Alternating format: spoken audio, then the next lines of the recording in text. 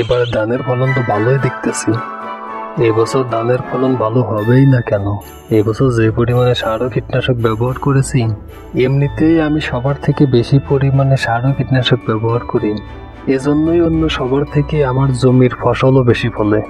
অন্যরা তো এটা জানে না যে কি কারণে আমার জমির ফসল দেখতে সুন্দর ও ফলন বেশি হয়।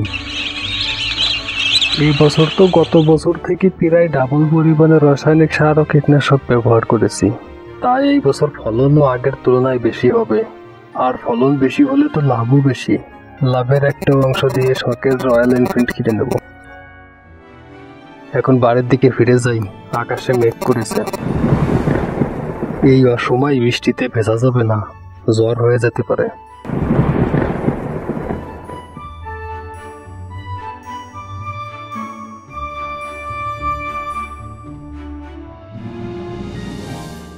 বড় ভাই, আপনি এখানে দাঁড়িয়ে কি করেন?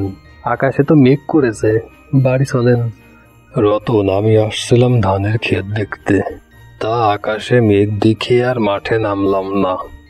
তুমি তো মাঠ থেকে আসলে, তা আমার ক্ষেতের কি অবস্থা দেখলে? বড় ভাই, আপনাকে আমি বললাম আপনি আমার মতো রাসায়নিক সার ও কীটনাশক বেশি বেশি ব্যবহার করেন, তা আপনি আমার কথা শুনলেন না।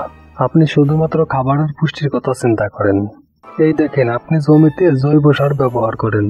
আপনার উৎপাদিত ফসল খাবার হিসেবে অনেক পুষ্টিকর, ঠিক আছে, কিন্তু আমি জমিতে জৈব সার ব্যবহার করি না।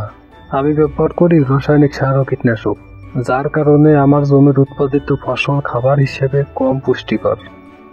বাংলার মানুষ তো আর এটা বোঝে না। আবার দেখেন, আপনার জমির উৎপাদিত ফসল থেকে আমার জমির উৎপাদিত ফসল দেখতে সুন্দর ও চকচকে। এই কারণেই তো আপনার ফসল থেকে আমার ফসল বেশি দামে বিক্রি করতে পারি।